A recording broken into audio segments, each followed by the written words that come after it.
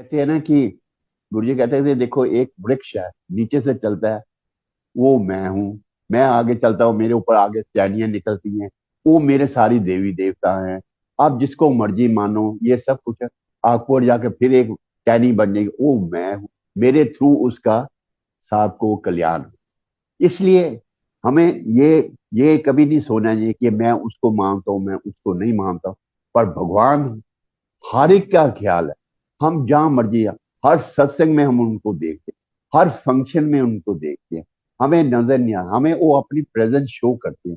आप सोच भी नहीं सकते कि सब कुछ बंद होने के बाद भी बटरफ्लाई कैसे कमरे में पहुंच जाती है और कैसे गायब हो जाती है, किसी को नजर नहीं। क्योंकि वो अपनी हर एक को ब्लेसिंग देकर जाती है। जहां 2 मिनट के लिए दें, फ्रेगनेंस के रूप में दें, कैसे दें, ये कोई नहीं जज कर। किसको कैसे रेस्ट दिलाना है, फोर्सफुली रेस्ट दिलाना है, ये उनके हाथ में। पर जो भी होता है सब अच्छे के लिए होता है। इसका भी कोई ना कोई रीजन।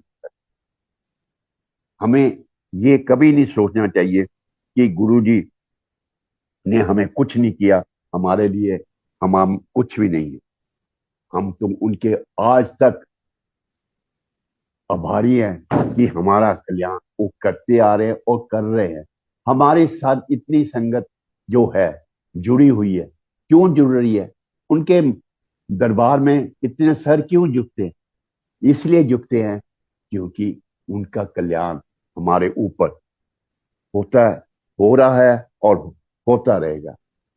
मैं बस ड्यू टू कैंसर ऑफ ताई जी, मैं तो उसके बाद एक ना एक 1% अवेलेबल हमेशा रहना चाहिए, क्योंकि वो मूवमेंट उनकी बहुत कम है, जो वीकनेस करके। तो गुरु जी अपने आप ही अपनी संगत को भेजते हैं।